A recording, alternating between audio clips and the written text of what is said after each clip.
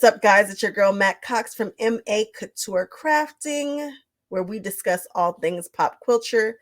Today is a quilt celebration day, and I am going to interview another quilt. Very excited about this one. The holidays are my favorite time of year. I mean, like that September, October, when the seasons change and we're getting ready for our holiday season. That is my absolute favorite time of year. And this quilt would fit right into that. Let's jump into it. Here we have a gorgeous quilt by Karen Schern, I think. Schern and Cory Allender. I believe those are the names. I didn't get up on this the way that I should have, so we are just going to hope that I got that correct. But this quilt is absolutely gorgeous. Now, I think this is a Judith Niemeyer pattern. Judith Niemeyer, I think.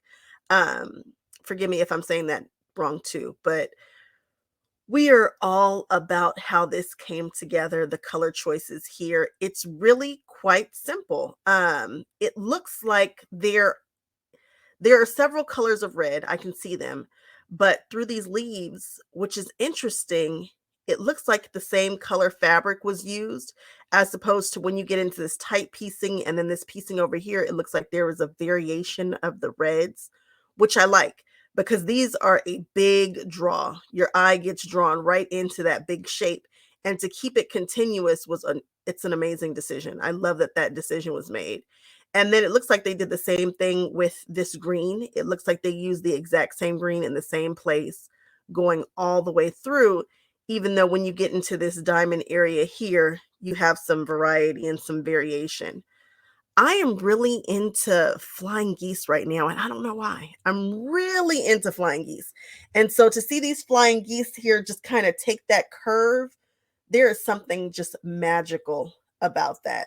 And then we have these sharp New York Beauty style points that are coming in right here off the sides. And again, it really is kind of one block that's just repeated all the way around in a circle, but it's just beautiful. And it all comes together beautifully here in the center, which is very, very difficult to do. If you look at the center of all my round quilts, it is hotmess.com. And then this right here, this shape that kind of curves around, it's just a little kiss of something on the outskirts. And because they've used this cream, this off-white background, it just pops and goes with the block here. So then if we come in and start to look at the quilting is quite simple mostly. We've got some straight line quilting, which changes densities going around it. So you'll see here that we have maybe a 1/2 inch, and then we have some really tight matchstick, and then we have an element that was just left right there, which is super interesting to me. I love that. Absolutely love it. Then we come in and we've got, again, maybe a 1/2 inch, maybe a 1/4 that curves down here into this little shape in the red, and it follows these curves. So we're seeing curves because they quilted them in. They're quilting in that design. Otherwise, it would just be white fabric. I love that decision. I absolutely love it. And then down here, I saw some, I forget which color. It's kind of like a clamshell, kind of a filler, which is dense and it's packed in, but it's not everywhere. It's just in a few little spaces right here and there, all around in the same spot. There is just something that feels extra holiday about this quilt.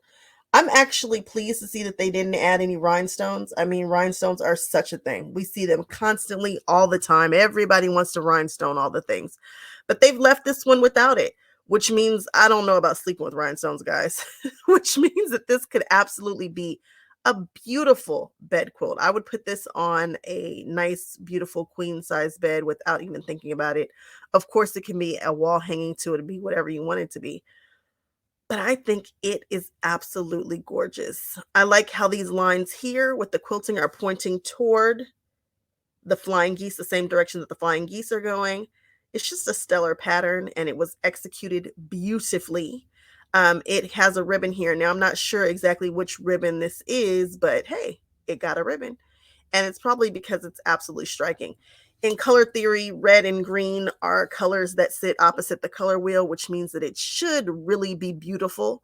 To most people, it should be striking. It'll give you a good feeling, and this one does. I like this green. It wasn't a super deep. It's just enough. It's not lime green. It's just a nice green. It's not all in your face, and it goes with this red. And this red is coming up more of a orangey red than a red. And I like that too. I like it. It is halfway to the holidays, guys, which means if you are going to do a holiday quilt, you might need to be starting it about now. It's about that time. So that's why I chose this one for this week. We are halfway to the holidays, my favorite time of year. So we just finished, well, we're finishing up with June, which I love because all things rainbows. But now it's time to be focusing on and being excited about the holiday season. I can't wait for it to get here. Again, it's my favorite time of year. And this quilt puts me right in the mind for halfway to holidays. So let's do what we do and jump in the comment section and give these quilters all the love for coming up with such a beautifully, just a beautifully done quilt. It's absolutely gorgeous. All right, and I will catch you guys on the next one. Bye-bye.